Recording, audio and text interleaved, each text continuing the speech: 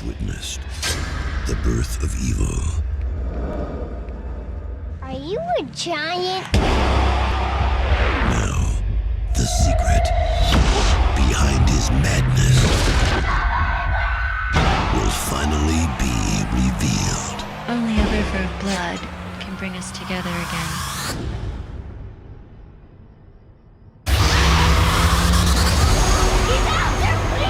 No, there's no one out here. We are all counting on you to take us home this year. Now go have some fun.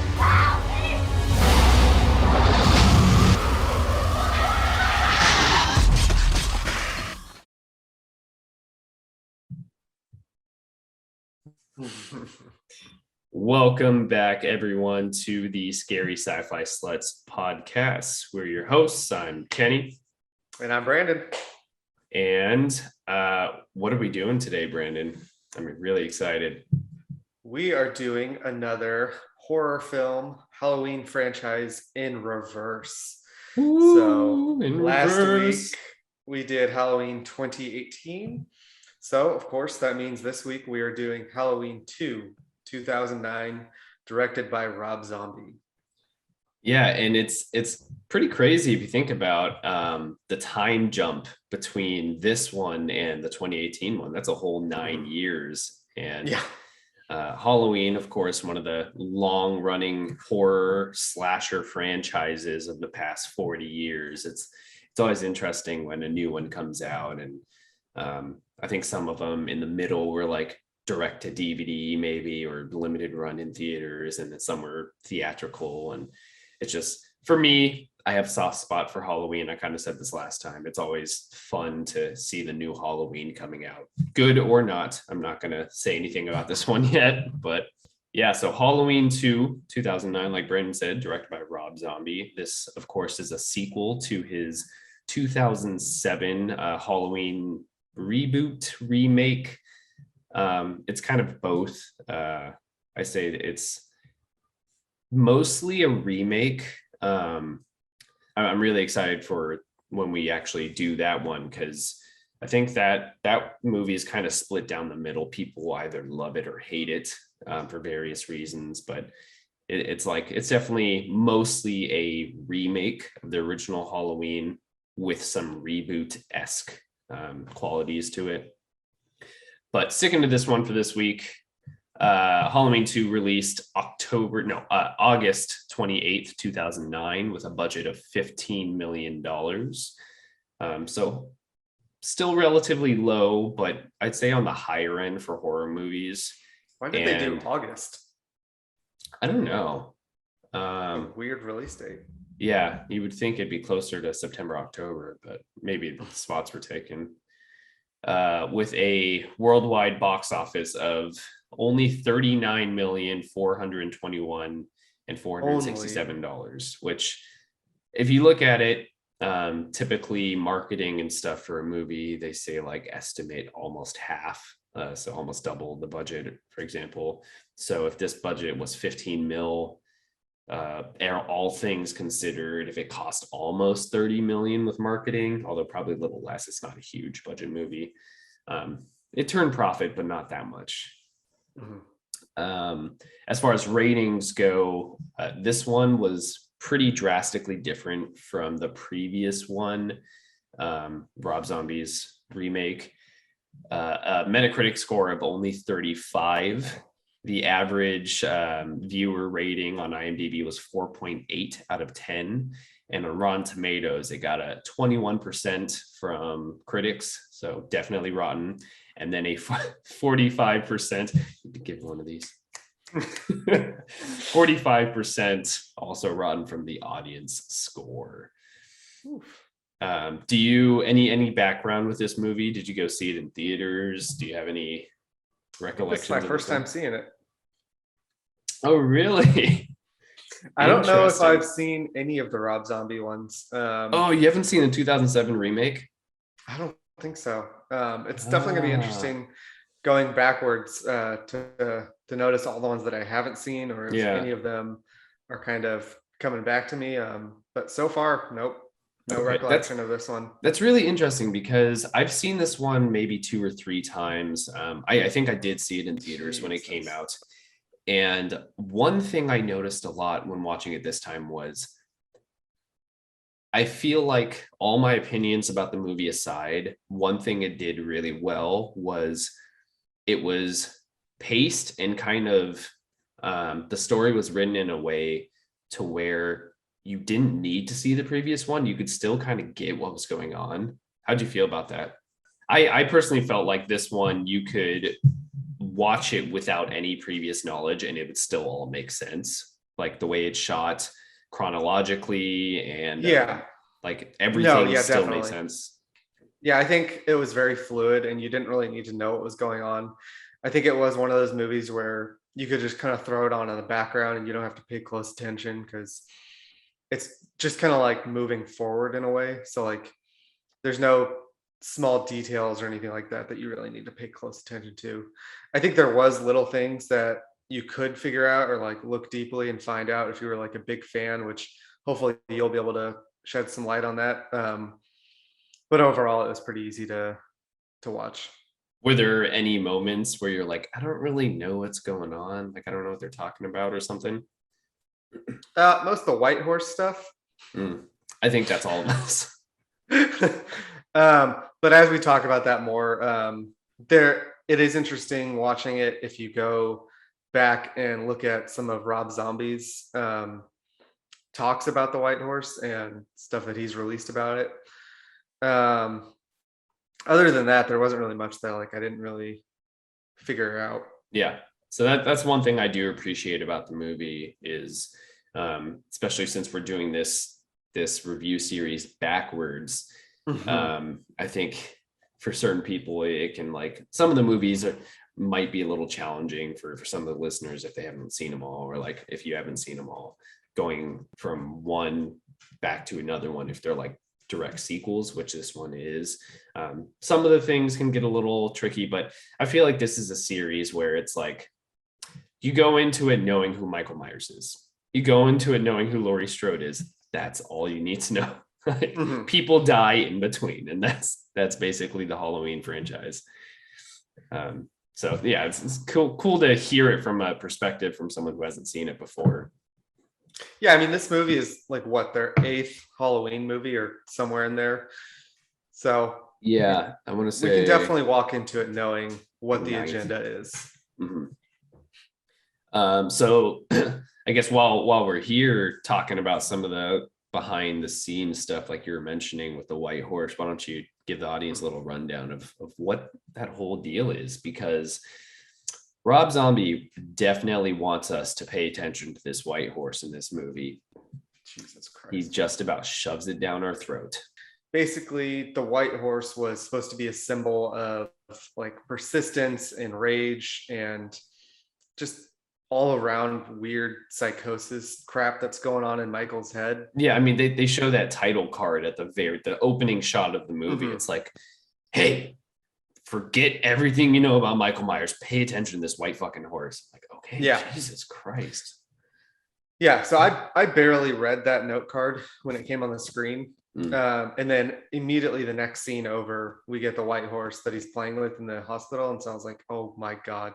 So I guess that was something I should have paid attention to.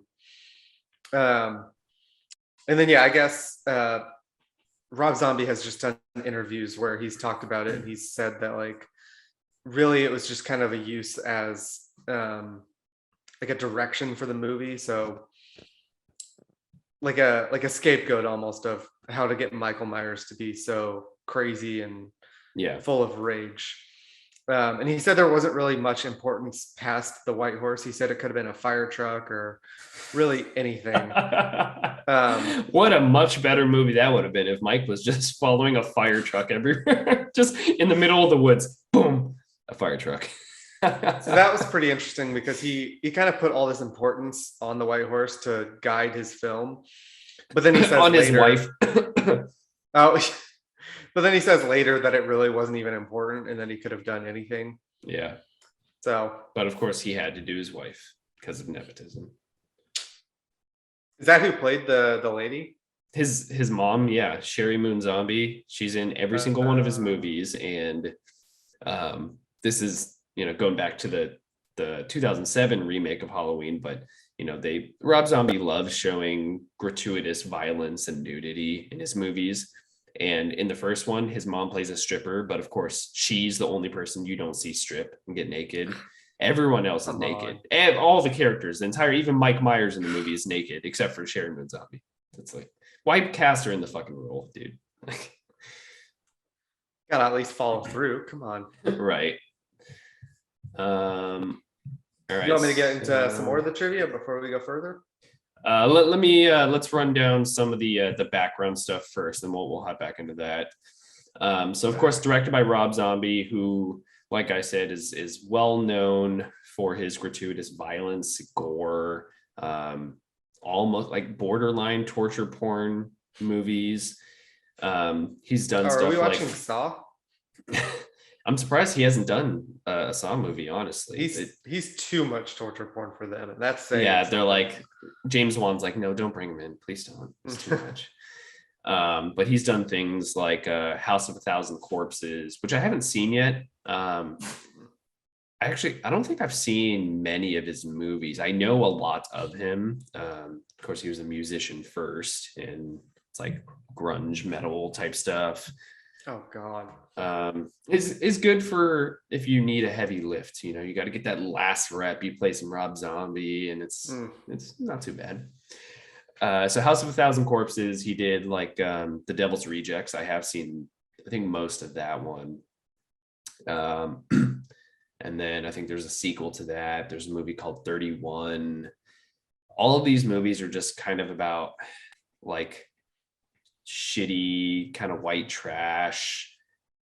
I don't know if they're satanic or something, but like, yeah, shitty white trash people killing other people for fun, and just a lot of cussing, a lot of violence, a lot of gore. No real substance to these movies from what I've seen and read. And this is just kind of his wheelhouse, is what Rob Zombie likes. And it's definitely apparent in this movie when we'll get into it more as we move along the plot, but there's definitely scenes where I was just thinking like, okay, Rob, you can stop here. You don't need to keep like lingering on the shot for 10 minutes. We get it, but he does it anyways for whatever reason. I don't know if he thinks he's sending a message, if he thinks it's symbolic or something.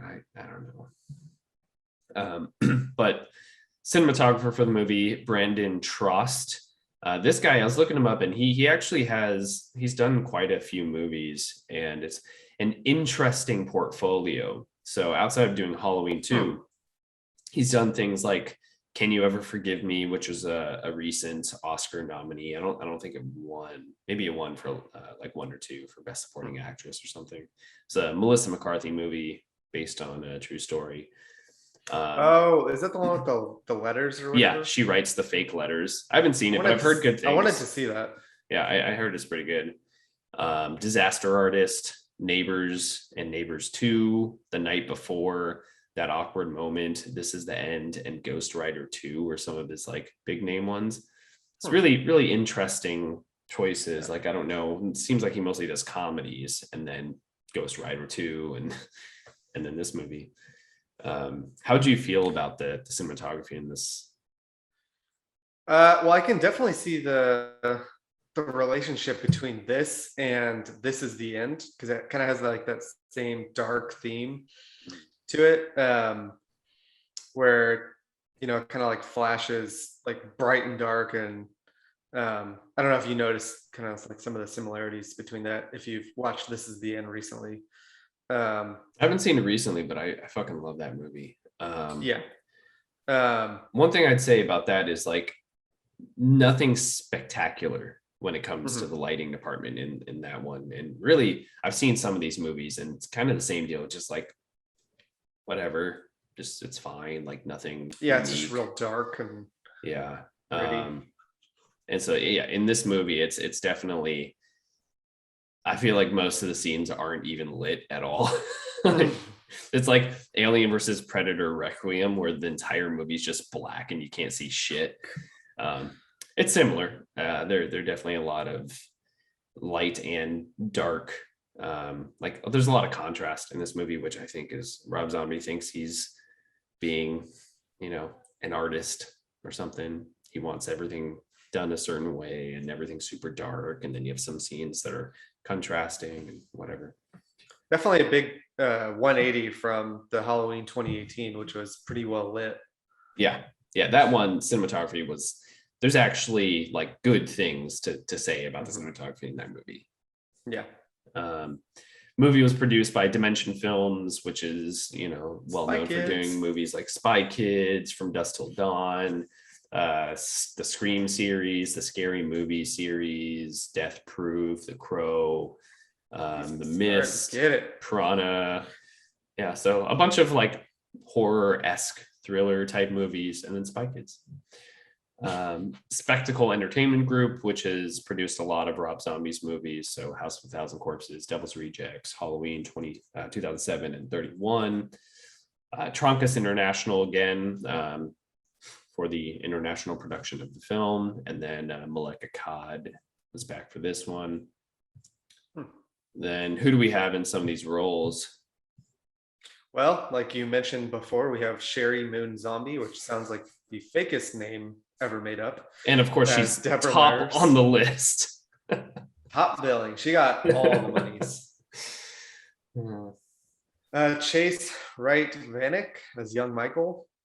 Which is funny note here about young Michael. You haven't seen the 2007 remake, but this is a completely different actor than who played young Michael in that one.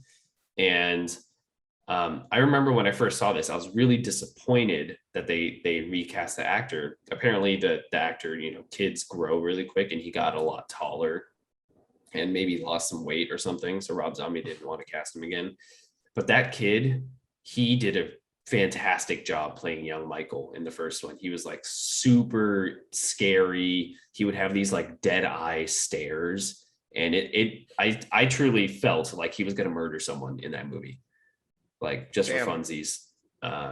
So you got me excited for the next one. Yeah. So you'll see when we get to the next one, you'll see what I mean.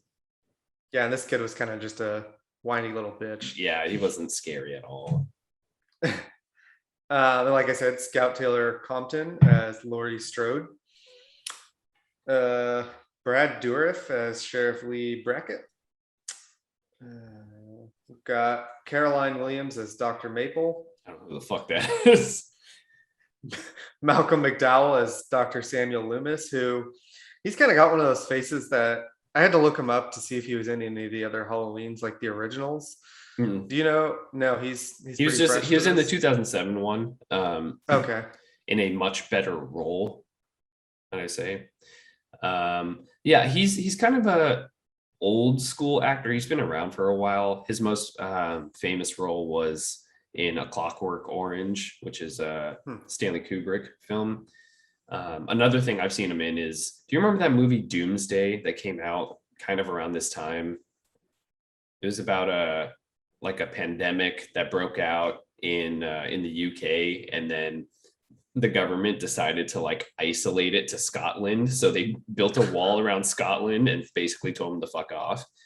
And so everyone was like either dying or dead in Scotland, but you had some immune people who, it's really weird. It's almost like Mad Max style where they would like live in castles and shit. And like they started going cannibal and start eating each other and fighting. And sounds like something we should watch next. It's a really good movie. I had a lot of fun watching that shit. But yeah, Malcolm McDowell's in it. Okay, so pretty big name. Tyler Mane as Michael Myers, which if you listen to the first episode that we did, obviously this is a little bit different because there's only one actor playing it, and we do get to see his face a lot. In the 2018 version, there was two actors. Tyler Mane, he's reprising the role from the 2007 remake, and this guy, I think he's like one of the best cast for Michael Myers because he is intimidating as fuck. This guy's like 7 foot something, huge guy. And I don't know if you remember much of the OG X-Men movies, but he actually played Sabretooth in I think the first two X-Men movies. That makes sense. So I thought it was really good casting. I think he did just about as much speaking as he did in that film. Die. Yeah. I feel like most Dayton of these Callie as people Coroner we can Hooks. skip off. None of these people are really important.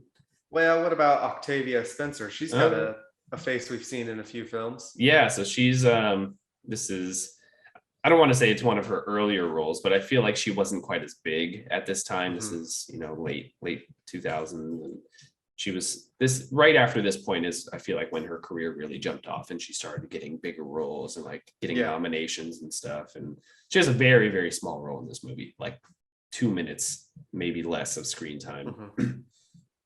And then the last important person I think here is Danielle Harris, who plays Annie Brackett. And you don't have any background knowledge of Danielle Harris yet. You will. Really, I love this casting choice. So she was, of course, in the 2007 remake playing Laurie's friend, Annie. But she actually... friend or is it lover? It can be both. Because I got some notes in here. She actually goes way back with the franchise and was the main star in Halloween 4 and 5. She plays, her name's Jamie, and I want to say she's the daughter of Laurie Strode in those movies. And, of course, she was a little kid back then, early 90s or something. And she's really good actress in those films for a kid actor. And even in these ones, like in this one, I thought she did pretty good. She was probably the best actress out of the bunch, maybe one of them. I read some trivia that she was tied up with Jamie Lee Curtis for a while of reprisals for the Halloween series. Yeah, she's been in, so now she's been in 4, I guess. I don't know. Jamie Lee Curtis has been in Halloween 1, Halloween 2, H2O, Resurrection. Oh, and now with the new ones, she beat out Danielle Harris. That's probably why she did these movies. She's like, fuck you, Danielle. You trying to take my crown? I'm going to be in more than you. Guess who's coming back for the next one? Danielle Harris. Surprise. Bitch. All right, so we can bump into some more of the interesting facts you got. Yeah, so not too many. Like we already mentioned, that the Danielle Harris reprising her role. So this one I thought was pretty interesting. Rob Zombie originally stated that he would never do a sequel to Halloween 2007 until the studio decided to just make it without him. So then he signed on to write and direct because he didn't want anyone else to ruin his vision. Yeah, I remember hearing a lot about this. That tells me that you can pretty much bully an actor or a director into doing whatever you want because the studio is going to do it no matter what. Yeah, especially with a franchise like this, like there's no way in hell they're just going to leave it be. They're going to keep churning them out over and over and over and over and over again. So can you tell us a little bit, if you remember, about the 2007 Halloween? How much did it make to make them really want to go forward with a sequel? It was definitely more than this movie. Let me look it up. But I know for sure it was more than this one. And then, like I mentioned earlier, critically, it was received better, I think, by audience and by critics. So IMDb has it all the way at the bottom of the page. So the budget was the same, 15 mil, and then worldwide 80 mil. So 80 mil compared to 35 is quite a bit more. So they were absolutely going to make a sequel no matter what. Rob Zombie was just, I don't know. I think he said he was like too exhausted from making the first one or something. So he didn't want to come back. But trying to keep his vision intact, like, good luck, dude. Yeah. Sign up for a Halloween movie. It's not some standalone Netflix film, you know. The word fuck and its derivatives are used 112 times in this film. That's it. Which, yeah, that's kind of a low number for some of these more recent films. I was thinking it felt like it was 200. So like Jason Statham was in this movie or something. He was also, I feel like he was trying to take the crown from Wolf of Wall Street. Of course, that came later, but I think that's Does that have the number one use of fuck in a movie? I think it's Still? like in the 200s, if not threes. Yeah, This yeah, something like that. good film. So another way of the producers and film industry bullying around Rob Zombie is the theatrical cut ending was a reshoot enforced by the Weinsteins. The original ending saw all principal characters, including Laurie, killed off, which didn't go over well with them. To keep the possibility of yet another sequel open, Zombie was forced to reshoot the ending where Laurie survives. Makes sense. And that actually makes me think, I think is the one we watched the unrated cut, because there's multiple cuts of this movie, and I saw this one in theaters. I don't remember if the ending was exactly the same. We at least watched the director's cut because I know that's the only one that has that little note card in the beginning. Oh, it is? Yeah. Oh, okay. So maybe when I saw it in theaters, it didn't have that. It was a long time. It's 2009, so I don't remember. But I do think this one has some different stuff than what I saw in theaters. Mm-hmm. Interesting. Popular fan theory of fans of the Halloween franchise is that Rob Zombie's original intention was that Michael Myers died when Laurie shot him, and all of his appearances in the film were a hallucination. And in the end, it would have been revealed that all the murders Michael committed were actually committed by Laurie, and that she hallucinated Michael doing them. Let's see. She hallucinated Michael committing them due to developing dissociative identity disorder because of the trauma of the first film. Laurie's inclination to insanity has been confirmed by Zombie in his commentaries and the making ofs. I thought that could make a really interesting third film if they did go with that theory, in which we see Laurie committing all the murders and there's no sign of Michael anywhere. Yeah. I'm trying to think, because that makes me think a lot of Hereditary. I think Hereditary did that really, really well. Most of the movie, it builds up to this point where you're thinking, like, is the mom just schizophrenic? Yeah. And it's intentional, I think, that Ari Aster did that. But I think towards the very end, it gets to a point where it's like, nope, it's definitely not schizophrenia. There's definitely something else going on. And I like that idea with this. I'm trying to think back on the movie and think about if there were any parts where it would detract from that. I don't think so. I think for the most part, like, you could, if the movie was cut together a little differently, like, you could pretty much just play it that way to where all of it was done by Laurie and it's all hallucination. Yeah, I like that theory. I just think it's a little too late, and it's one of those things where it's a good intention, and then like the fans come up with this theory, or like he kind of just takes off of it and he's like, oh yeah, that was my idea for the film. It just reminds me a little bit of like what the hell is her name, the lady who wrote Harry Potter, and how she's always releasing things like 20 years after the fact. She's like, oh yeah, no, Dumbledore was gay. Yeah. Okay, let's quit playing around. I could see him hijacking them, be like, yeah, I was that artistic, it was really like that, Rob Zombie. Like, come on. Yeah, anything else? I think that's about it. Nothing too crazy. There's an interesting note about Scout Taylor Compton. She had described her character as having bipolar moments where her emotions are spontaneously changing from moments of happiness to agitation. And that Rob Zombie, when directing her, wanted to see Laurie Strode travel into really dark places. And I didn't really see much of that. I saw more of a schizophrenia. Yeah, I just saw an annoying bitch. I don't think she knows what bipolar is. Yeah, maybe she's just not a great actress. Maybe it's Rob Zombie's directing. I don't know. I guess we can start jumping into it with the summary. You good to go? I think so. I think I got past all of your hidden jokes. All right, I'll kick this off. So we are introduced to a young Mike Myers. No, not the Mike Myers of Austin Powers fame, as Weird Al suggests later on in the film, but the Michael Myers, the infamous masked killer. Young Mike is in Smith's Grove Sanitarium talking to his mother about a white horse, as Rob Zombie nearly physically assaults the viewer with his white horse metaphor. And literally, there's a giant title card at the start of the movie about the white horse. Fucking Rob Zombie. Myers' mom explains to him that the white horse doll he has can be a symbol for him to remind himself of his mother, and he takes this message quite literally.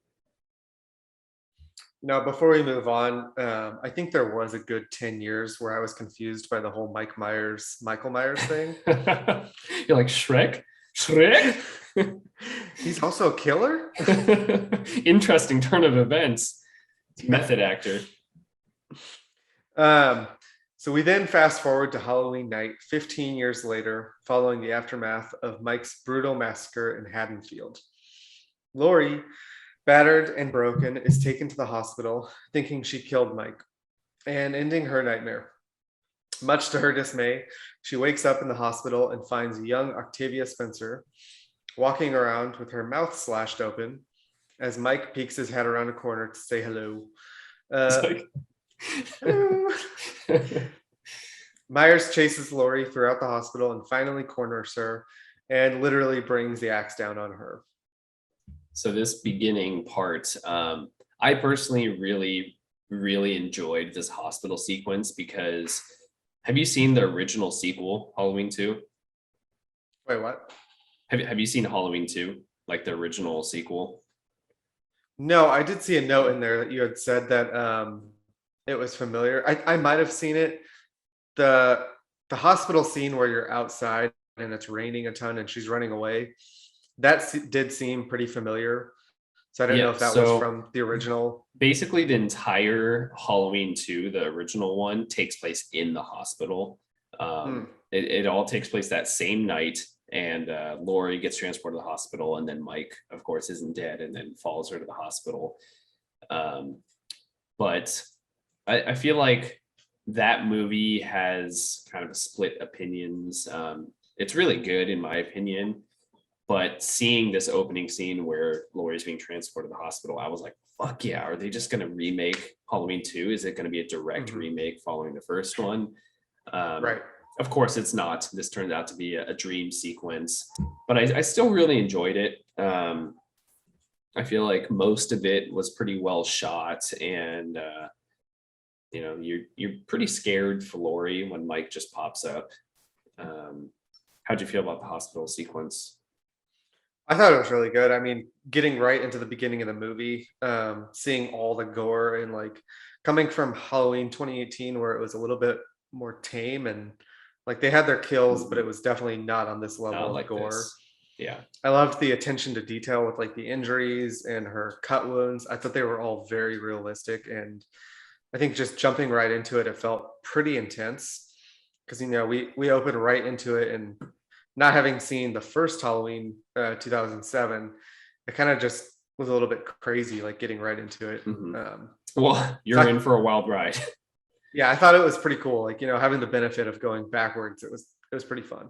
Yeah. One thing though, I'm personally not a big fan of how gratuitous Rob Zombie is with his gore. It's like he just wants everyone to see. It's like his highlight. Like, hey, look, I know how to use practical effects and I know how to make it look like people are really dying and all that shit. And before we get to the hospital, when it's still like the previous Halloween, when Mike is being transported by the coroners and they're driving, and there's this stupid, I don't even know why it's in there, it's scene of these two drivers talking about fucking dead bodies, and because it's Rob Zombie, they like crash into a cow, explode the cow, and of course we have to see the exploded cow with all its guts and innards and stuff. And then there's a scene where a part where one of the drivers is still alive, but he's like pinned down, and Mike gets out of the car, picks up some glass and goes and saws his head off. And of course, we have to watch the entire sawing of the head off because Rob Zombie wants us to see it because he thinks it's so cool. And any other competent director would just, I don't know, there's a better way to do this. Like, if you want to show him sawing the head off, that's cool. But I would, like, if I were directing this, it would be, we see Mike picking up the glass, we see the person going like, oh fuck, eyes wide open, and then we see the glass coming to his neck, but instead of showing all the muscles and tendons and sinew being cut off like Rob Zombie does, just cut to the next scene of Mike holding the head up or something. Like, that's way more scary, you know? Well, and really what it looked like was like he had his like intestines coming out, which I had no idea were in your throat. Rob Zombie taking an anatomy class. But yeah, that's a good example of a perfect scene turned shitty, because I did love when they hit the cow and they crashed. The one guy, his face totally exploded, which they showed just enough of that, where the guy That was that was fine. It's like, okay, that was good. Pretty gross. We get to see the other guy who's struggling, and it looked like his jaw was broken, and it did convey a lot of trauma, and he was really struggling. But then we sit there for another 10 minutes as Michael like kills him. Yeah, it's just not necessary. If he would have cut way earlier, or like you said, sped through it, didn't show us some of it, kind of like Halloween 2018, it would have been a lot better. Yeah, but I don't think Rob Zombie knows how to do that. And you'll see that, especially as we get to the previous movie too. Like, this is just his signature. Like, he just loves to revel in the gore. And it's like, I don't know if he's actually getting off by it or something. Like, he's sitting there in the director's chair, like spanking it while he's like watching the actors do this thing. It's just weird. Like, sometimes you got to tone it down, and he doesn't know how to do that. Yeah. So then in the hospital scene, of course, Mike corners down Laurie and eventually kills her, and that's when she wakes up and we realize it's a dream. So yeah, I was not fooled by this at all. Especially with him closing it on her and that quick. Yeah, he was about to kill her within like the first 20 minutes of the film. I was like, there's no way this is it. Unless it was going to be a big plot twist, like that's actually what happened, and then the movie's about something else. Like, or if it did end at 25 minutes, would have been a 10 out of 10 film. 10 out of 10. Yeah, so Myers brings the axe down on her. Psych. If you're thinking this is going to be a remake of the original H2, you're wrong.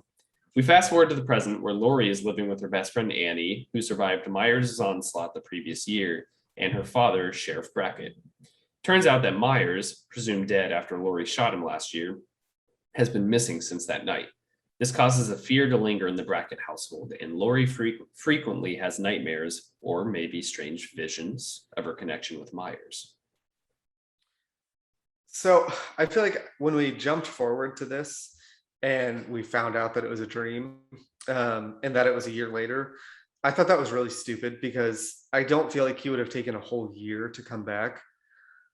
I feel like he would have come back to the town immediately. Yeah, I don't really know time-wise, like, what was going on here.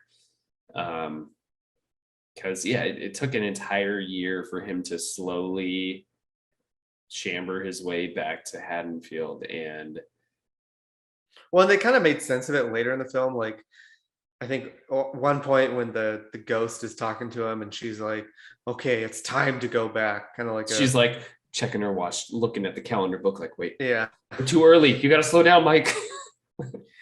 So that was kind of like the reasoning for why he wasn't immediately going back, but it just felt really stupid. Whatever. Yeah, it's one of those things. It's kind of a constant in the Halloween franchise. It's like Mike decides to go places whenever he wants, and he'll take his time, stop at the In-N-Out drive-through, go get a cup of coffee or something, catch up with old friends, catch up with Jason and Freddie, and then he's like, oh shit, it's Halloween. I gotta go, guys. I gotta get back to Haddonfield. We all gotta clock in soon. I know they're all sitting there drinking their cup of coffee, and they're like, oh shit, I gotta go kill people. I'm gonna go kill some kids. Hey, Freddie, I think you drank coffee a little too late. You're not gonna be able to get to sleep, bud. So Dr. Samuel Loomis is off doing book tours, making tons of dough. on his recounts of Halloween night the previous year and his studies of Myers and his family. He faces much hate and criticism from the community and nearly becomes a laughingstock when he is interviewed on a show hosted by Weird Al and Chris Hardwick. Sure, why not? I don't understand why that scene existed. Like, I don't know. I read the trivia before getting to that scene that Weird Al was in it, and I was like, that could be interesting. I wonder like who he's going to get murdered by or like what scene he'll be in. No, he's just a show host. I don't know if he's buddy with Rob Zombie and he's like, hey, throw me in your movie or something, or like for sure he owes a favor or something, but like it was just so out of place, so out of the blue, left field, makes no sense. And they're only there, like you see Loomis on it for like 30 seconds or something, and it was just cut it out. Like, cut this entire part out. There's no need for this to be in the movie. Save the viewers this 5 minutes. Like, I don't know. Did you dig up anything on why Weird Al was in it? No. And I bet you it was supposed to be longer with more footage of the. I bet it's like a 20-minute scene. And they had to cut it down to that. I have no idea. That's all. It's all zombie. He probably shot 30 minutes of this talk show scene, but then the studio was like, why is this in here? Cut it out. And then Rob Zombie is thinking, they're like, oh, fuck. I owe Weird Al. I got to make sure he's in this movie. So he trims it down to like 2 minutes. Meanwhile, Myers, who's very much alive and looking like David Harbour as the Red Guardian and Black Widow, minus the Russian accent and beer belly, and has been roaming around like a drifter, letting his beard grow long and probably using his mask as toilet paper or something, because he sure as shit only wears it half the time. He wanders aimlessly, sort of, possessed by hallucinations or visions of his younger self, his mother, and a white horse. That same fucking white horse. We got it, Rob Zombie. We see the white horse. He must have seen The Walking Dead season 3 and wanted to copy Rick seeing Laurie. How do you feel about all this wandering that he does? Like, I feel like they should have played some dramatic, sad music in the background.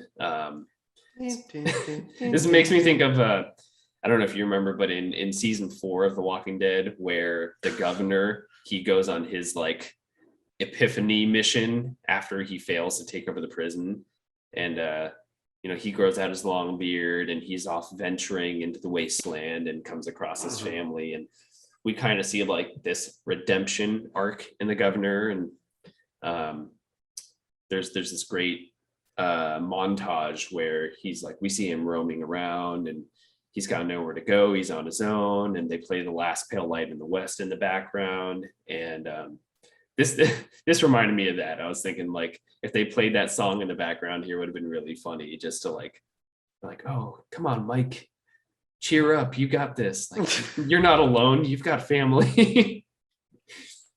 Yeah, I thought it was pretty useless. I think this would have been perfect for trailers, and then like you cut it out of the film, because there was definitely some cool scenes of like him killing people, but I think overall for like the story arc, it could have been cut out. It did nothing. It adds nothing to the story. It just adds pointless time to the movie. Yep, pointless time. We just, it ups the body count, and here's the thing: is none of these kills, I'm speaking about the whole movie overall, including like this section too, but none of these kills are inspiring. None of these kills are amazing. Like, cool, you can show off blood and guts and intestines and stuff. Anyone can fucking do that. Like, if you're going to have a 20 plus body count in this movie or whatever it is, make some of these cool, make some of these exciting. And I don't feel like any of these are. Yeah, and you're just overplaying your hand there, because we get it after the 20th one. So on Halloween night, 1 year after Michael's rampage, Laurie finds out from Dr. Loomis's book that she is actually Angel Myers, the sister of Michael. She decides to go out with her friends and celebrate her shitty life by partying at the single coolest Halloween party ever. Michael begins another killing spree while venturing towards Haddonfield. and eventually meets up with Laurie and her buddies. He's like that friend who's always late, and then on top of showing up late, starts killing your friends. It's classic. That Halloween party was sick. I would go to this Halloween party every single year if this existed. Like, it's dimly lit, like smoke machines, red lights everywhere. Everyone's dressed up, which I feel like normally at Halloween parties, everyone's just super slutty and like half the people are dressed up and everyone's just trying As to fuck. they should be. Right. But everyone's got cool costumes on. Like, people are taking it seriously. You got a Dracula vampire live band going on. Like, and there's boobies everywhere. Like, there's nothing wrong with this party. I would go. It's a cool party. 10 out of 10. And this is where we get the scene of Michael again on his killing rampage. He goes to the Rabbit in Red, where this will make more sense in when we get back to the first one, but this is where his mom worked as a stripper. You kind of get a glimpse of it on, I think on the outside it says like, oh, home of whatever, Deborah Myers, the mother of Michael Myers or whatever. So Michael shows up and kills the owner, the security guard or something. Yeah, whatever, the pimp. The guy that looks like knockoff Sacha Baron Cohen. Like, I totally thought it was him at first. I was like, wait, what? Is that you? And then the stripper. And this is where, so reminding our fans, last time we reviewed Halloween 2018, we introduced a couple categories for the series, and one of its best kill, one of its worst kill. And this is where I think is my best kill for this movie. And it's going to be him killing the stripper. Nice. So best kill because A, boobs. And B, because so he like chases her down. Of course, she's naked. Of course. He chases her down in the strip club and grabs her. She starts fighting back and then rips off half of his mask. And there's this very quick moment where I think the best directed shot of the entire movie, where you see this like gleam in Michael's eyes that he's fucking pissed. And I thought that was really, really good acting from Tyler Mane, from just his eyes and like the little bit of face you see, it like twitches and you see him like go like this. And good directing there. The camera was extreme close up. You see it all, and then him so pissed, he just takes her face and starts smashing it over and over and over into the window until her face, you see her face like rips off and stuff. Seeing the face, not really necessary. Like we don't have to see that, but Rob Zombie, of course, whatever, we have to. Yeah, for me, best kill there out of all the uninspired, non-exciting kills of this movie. I thought that one actually had some weight to it because that added element of seeing Mike get really mad. Mm-hmm. How'd you feel about this scene with him killing the bouncer security guard who like has to look up to him? No, I'm sorry, no security guard is going to be like, hey, you stupid fucking motherfucker, I'm going to kill you. Like, yeah, I thought everything before killing the stripper was so drawn out. Him talking shit to Michael, and then the pervy ass owner who's trying to have sex with the stripper. Why was this in here? Who then grabs a gun and then walks up to him. He's like 10 feet away. You could shoot him 10 times, but he decides to walk up to him and it's like, hey, I'm gonna shoot you. See, all that was crappy, but then the stripper kill was really cool. The only thing that could have made that cooler was if she did survive and we get to see her later in the hospital, just like torn up. But definitely a intense kill. Yeah, I guess there's no confirmation that she's dead. She could be alive. He just kind of threw her off. She's going to be the next Laurie Strode. She's going to have a lot of CTE, but the one that got away again. Yeah, any other notes about this section here, this part, the Halloween party, and Laurie's hot friend, she goes off, she's at the Halloween party and then goes off with this wolf man. This is a really weird scene, a lot of I don't know why it was written this way, but they go off to the guy. He's like, oh, I've got a van, I've got beer and stuff. And he says specifically like, oh, I promise there's no roofies or anything. It's like, I don't know if Rob Zombie he's just trying to fill up space in the script or something.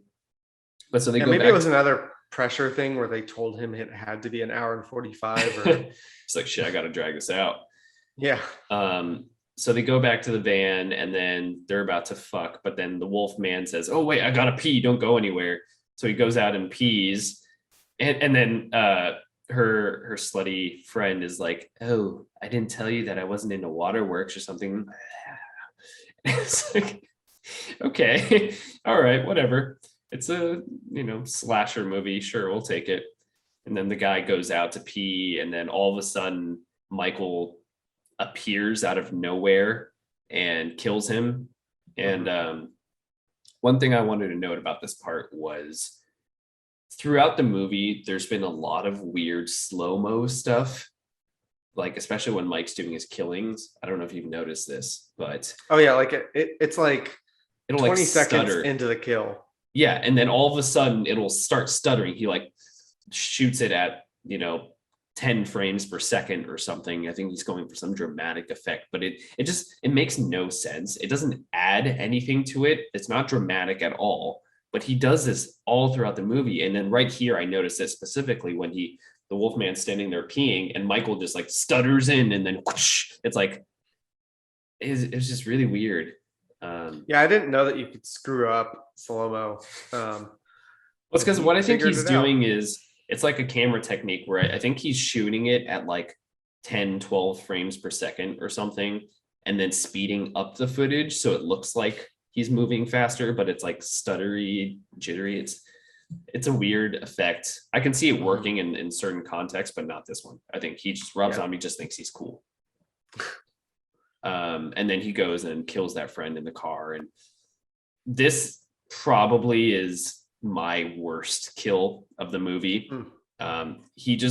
It's so dull. He just breaks into the car, grabs her neck, and then just chokes her. That's it. He just chokes her, nothing else. And it was just, I don't know. Like, I don't know if he was writing the script or something. And then halfway through, he's like, all right, so I'm at kill number 45. I got to get to 70. I'm running out of ideas. So I'm just going to make Michael stab people 100 times over and over and over. That's cool. That's cool, right? So excessive. Every single person that he killed by stabbing, he just kept going and going and going and going and going. And it just didn't stop. And it didn't add anything.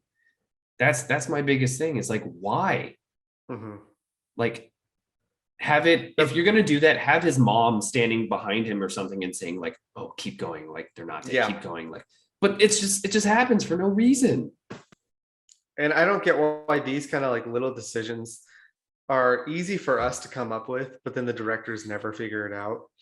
Because that would have been perfect, as if the mom was behind him. And that's like the use of the ghost and White Horse that we get. Right. But yeah, like the very first brutality that he does against the nurse, I thought was amazing. And then by the end of the film, it's like, oh my God, come on. Can we get through this? Like, you lose any type of like significance, any type of uniqueness when you show it 15 times. And it's not special or different. Yeah. We did kind of skip over a part where Loomis goes and does a book signing. And I don't know if you noticed this interesting actor show up. Do you know what I'm talking about? Who showed up? The guy who plays Haywire from Prison Break. You remember? Oh, shit. And he was like fucking crazy. It was like he just stepped straight from the script of Prison Break and into Halloween. So I was thinking like, I don't know if this guy's actually crazy or something, but he plays crazy really, really well, because he was like, oh yeah, sign my book, and can you sign it to like something Dr. Death or some shit. Like, it was so fucking weird. Yeah, maybe it's another one of those things where they're friends, or he came right off the set of Prison Break. Or Rob Zombie really liked Prison Break and he's like, Haywire, you're the best character, you got to be in my movie.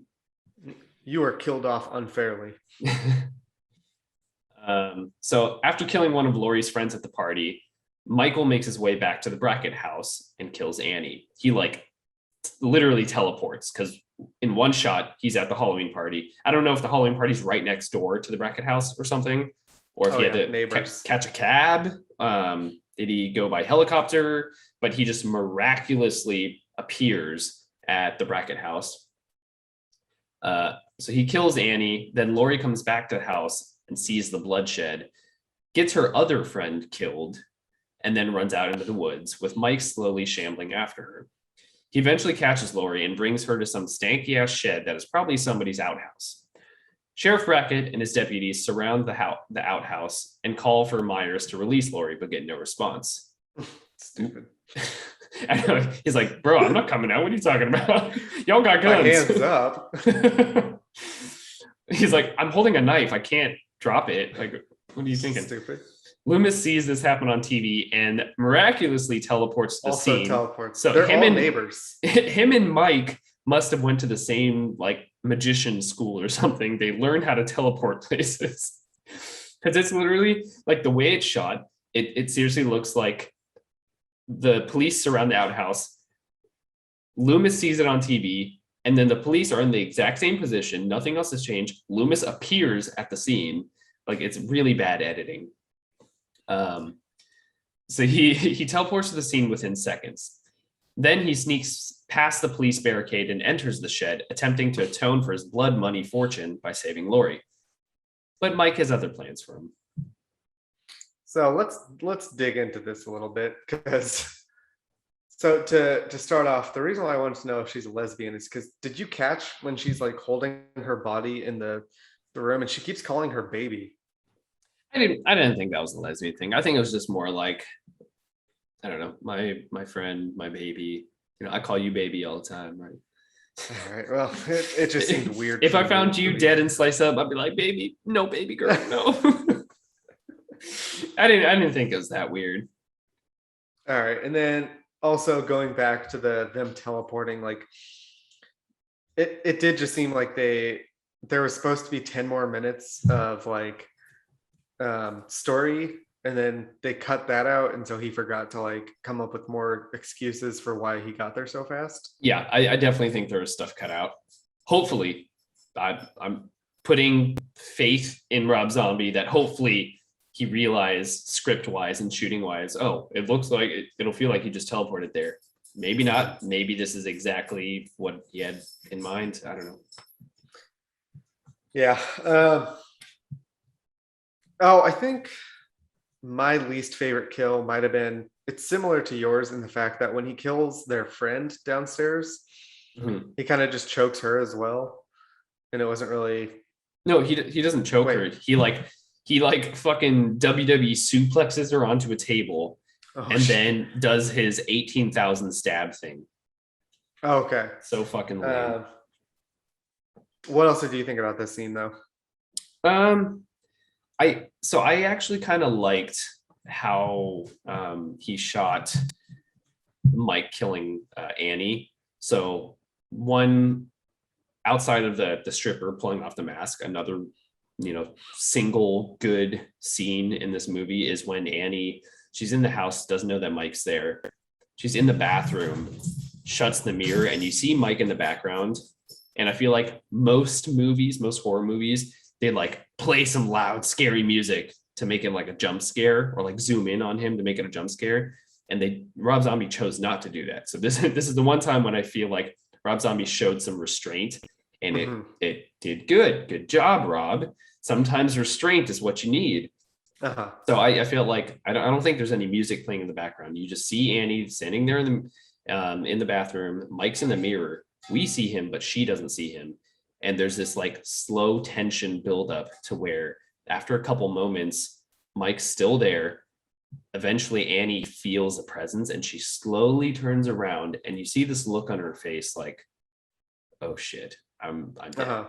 And I thought that was, like I mentioned earlier, Danielle Harris, I thought it was really good acting on her part. I feel like she's one of the better actors in this movie, because I definitely got just from where the camera was, her reaction to seeing slowly turning and seeing Mike, like in the first moment, it's almost as if she thought she was hallucinating or something.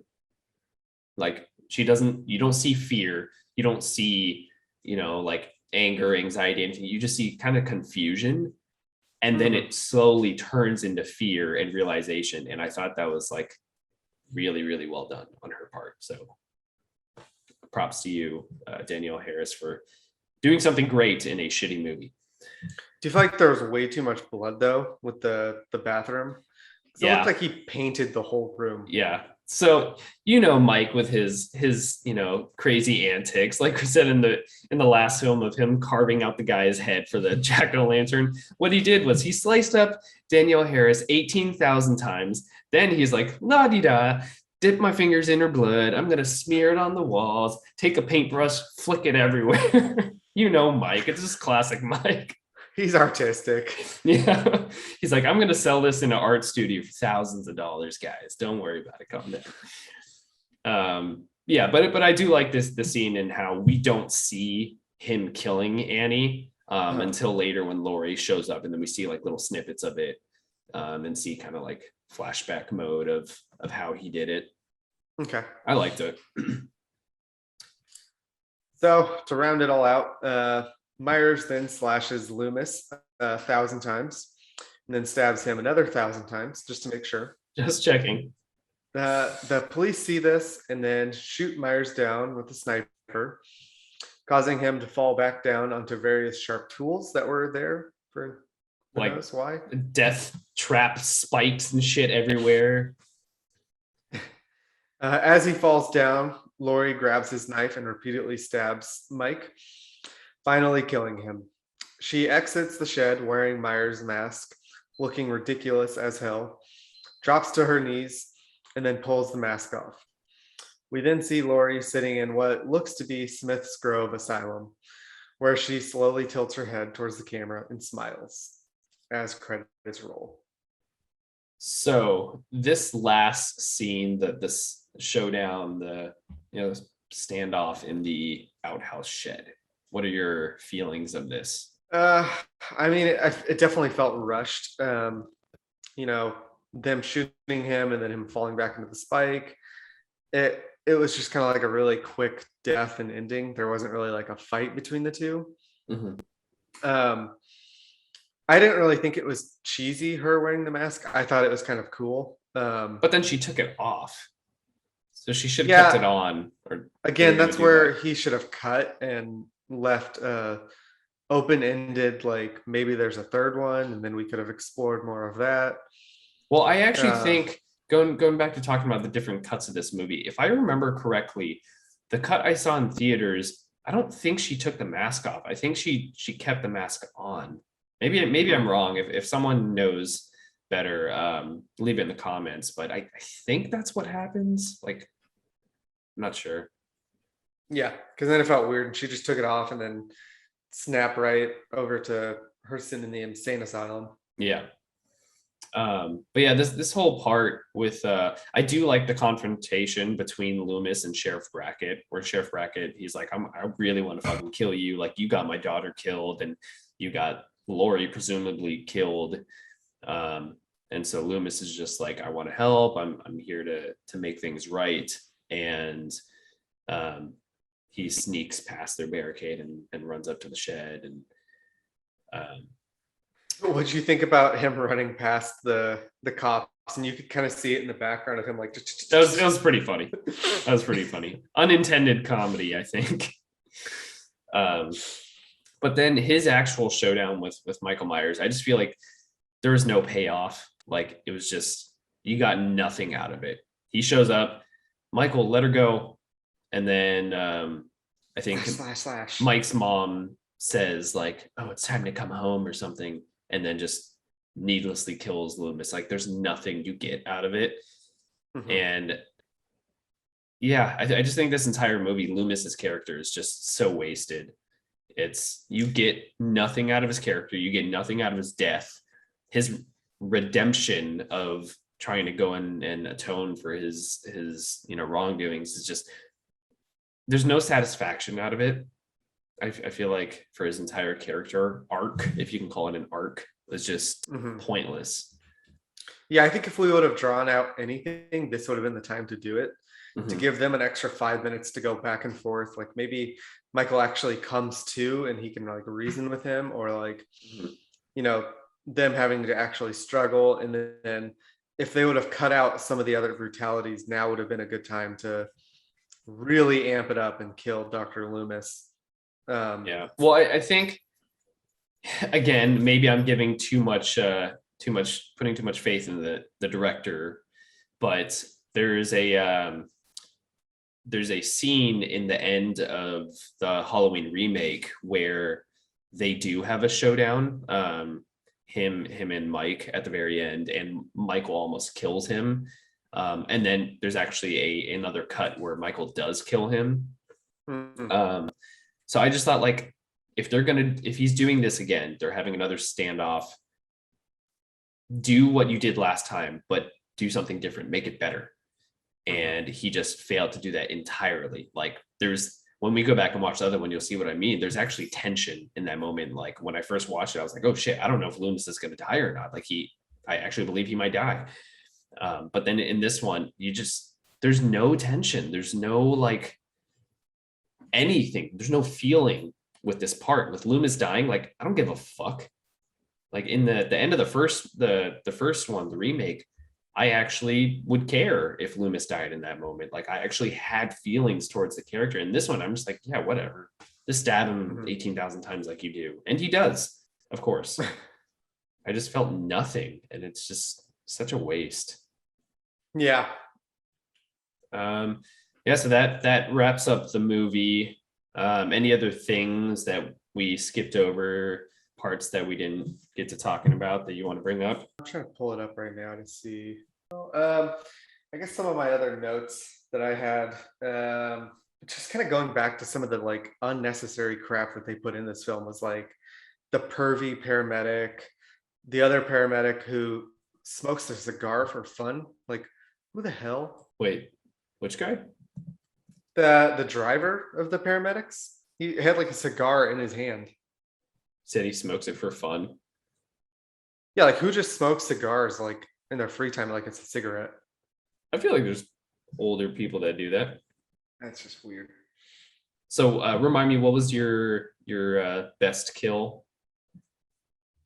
So mine was either the cow or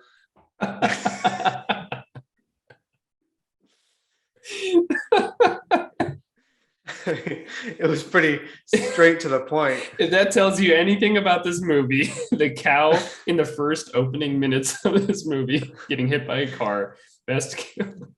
You know what? I might just lock in that answer. Let's go. I love it. Okay. What about worst kill? We could probably go with the pervy guy's death. Pervy guy. So where he slicing cuts the his head throat off. open. Yeah, it was just like, what the hell? I think if we want to go for like best kill before things get weird, it's definitely the nurse, because that's when he just slices her mouth. Well, that, and then he repeatedly stabs her over and over and over again, which I thought that was perfectly used for the beginning of the film, but then like it didn't stop. Yeah, it was just overplayed. Okay. Actually, that reminds me, one thing we haven't discussed about this movie is this is the first time, and I think the only time, when we hear Michael Myers grunt and like snarl as he kills. Like, when we go back to the remake, the 2007 one, you'll even notice, I'm pretty sure he doesn't make any noise in that one. And out of the entire franchise, this is the one where you like, I don't know what this choice was. I tried to find something on like Wikipedia. He's just trying to be different. But it's like, it's not consistent with his first movie. I don't know why all of a sudden now Michael makes noise. Like, does he have a lung problem? Does he have emphysema or something? He started smoking. He's a chain smoker and he has lung issues. Like, why is he grunting now? And doesn't he say like die at some point too when he's killing someone? It's like, die. I don't know how I feel about it. I kind of like the grunting. It adds almost like this human-ish element, but then at the same time, it's it just kind of feels out of place, especially him saying die. It just doesn't make any sense. How do you feel about it? Yeah, I mean, especially because he's like this superhuman who has crazy strength, obviously high endurance. Like, I feel like there's no reason for him to be grunting because Yeah, he runs cross doesn't get worn country. out. He sprints like. He's the world's strongest man. Yeah, it's an interesting choice. This was also the most exposure we got of his face and him walking around without a mask, which was also a weird choice because he like puts it on and off. Like he chooses to put the mask on, kill a couple people, takes it off, kills a couple people. It's like, what are you doing with the mask? Maybe Rob Zombie's like, it's got to be more realistic. We got to stick to realism. Those masks get really hot and sweaty. Sometimes you got to take it off, and he's got the big beard and stuff. And I take that mask off you. Who are you? It would hurt for you. That makes me think of that video I sent you of the guy doing the whole monologue. Oh my god, so fucking funny. All right, so wrapping up some thoughts here. Why don't you give us your final opinions of the movie and then your rating? Oof. All right. Well, I feel like my overall impressions were a little bit more lighthearted getting into it for, my very first watching of the movie. I really enjoyed it. I did get a little bit, I got tired of the gore towards the end, but I thought like, coming from right off of Halloween 2018, I thought this was a really interesting change. And I thought it was pretty entertaining for the most part, like all the way through. Again, I love the heavy use of the gore and the brutalities while adding a new element of psychosis for like the first 40 minutes, let's say. It definitely could have used a little bit less of the white horse crap, or at least used it in like a different direction like we've talked about. But I at least did think it was kind of like an interesting change in direction.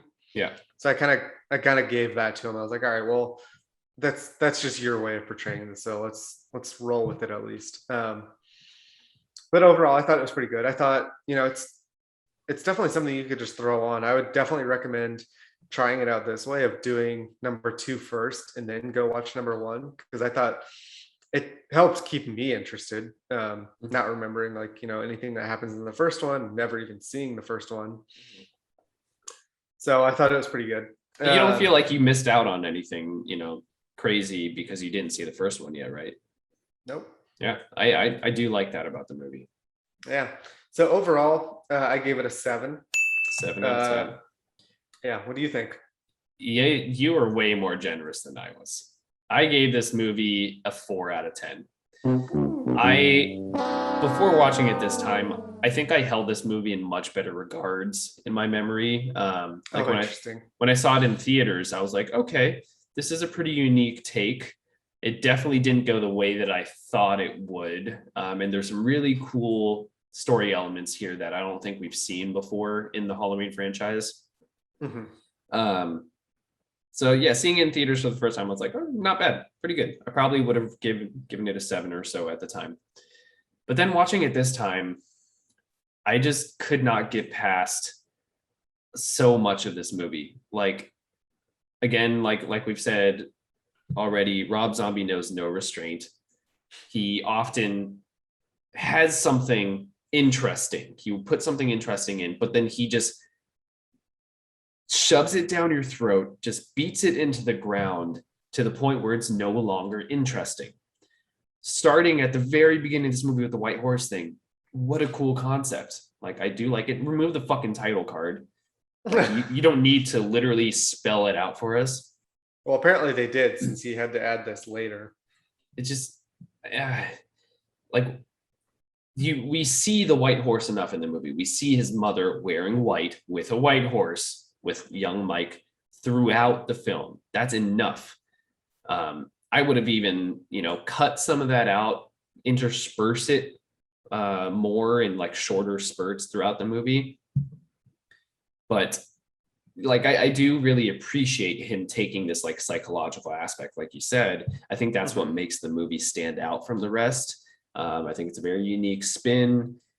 I like that it addresses kind of PTSD in this way, similar to how Halloween 2018 did with Laurie Strode and her suffering from PTSD.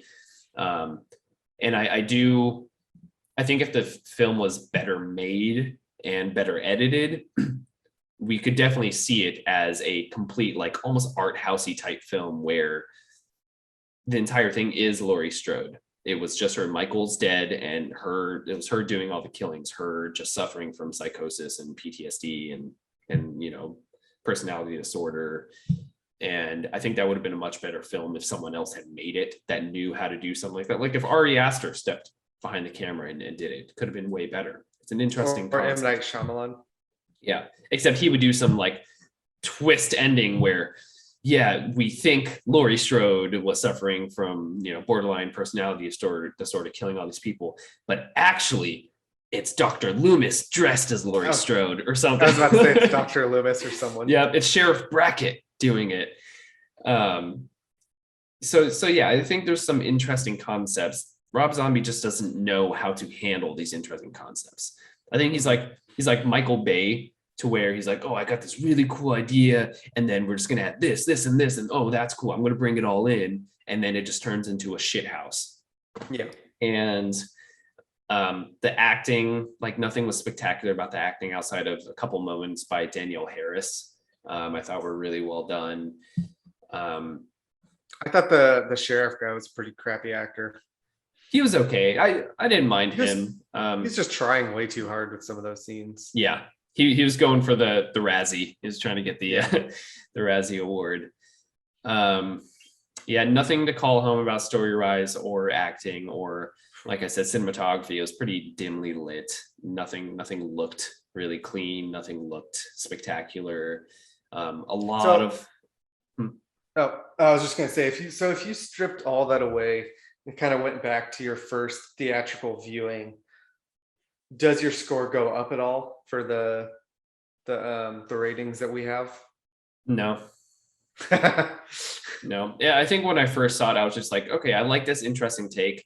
I thought it was going to be something different, and it ended up not being. And I like this psychological aspect that they pull into the movie. I still thought, most of the deaths were forgettable, and a lot of stuff wasn't that exciting and not scary.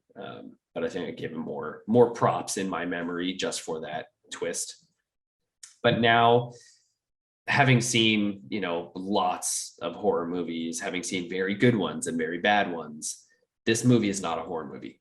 There's like one or two shots in it where, okay, I could see this being kind of scary, especially if you got the music turned up, you're seeing it on big screen. In the theaters, there can be some horrific moments, but for the most part, it's just like watching a Saw movie. It's just all about the violence. It's all about the gore, and you reach a point where it's no longer scary.